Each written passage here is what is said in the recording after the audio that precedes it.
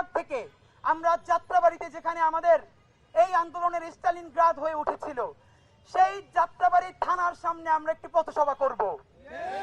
যাত্রাবাড়ি থেকে আমরা চিটাগাং রোড হয়ে কুমিল্লা চান্দিনায় গিয়ে একটি পথসভা করব।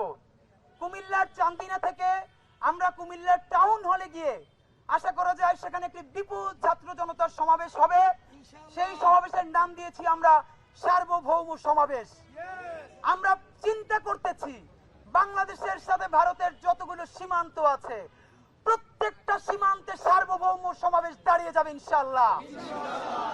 সেই সার্বভৌম সমাবেশে হাজার হাজার মানুষ নিয়ে আমরা বিবির বাজার সীমান্ত অভিমুখে পদযাত্রা করব এবং সেখানে গিয়ে আপনারা বলতে পারেন যে বাংলাদেশের মানুষ তো আমাদের সাথে আছেই।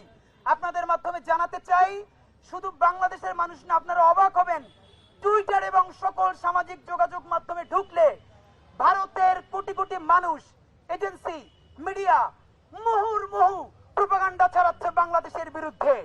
তারা সাম্প্রদায়িকতার মিথ্যা কথা ছড়াচ্ছে। আপনারা জানেন সাম্প্রদায়িকতার রাজনীতি করে আমার বোন স্বর্ণা দাসকে হত্যা করলো কারা?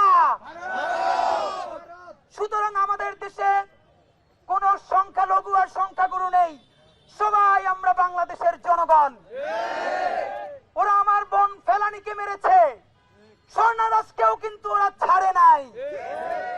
আমরা আজকের এই লং মার্চ সকল শহীদদের জন্য, আমাদের স্বর্ণা দাসের জন্য, আমার বোন ফেলানির জন্য এবং সর্বশেষ পানির বিরুদ্ধে কথা বলতে গিয়ে স্বাধীন সার্বভৌম বাংলাদেশের রাজধানীর বুকে বুয়েটে আমাদের ভাই আবরারকে খুনি ছাত্রলীগ যেভাবে হত্যা করেছে, এর একমাত্র আর সাথে তুলনা হতে পারে নাৎসি বাহিনীর সাথে।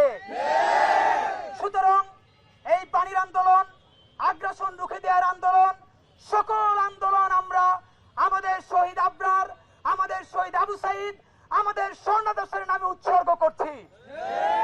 সুতরাং আমরা একটু পরে যাত্রা করব কুমিল্লার টাউন হলের সার্বভৌম সমাবেশে।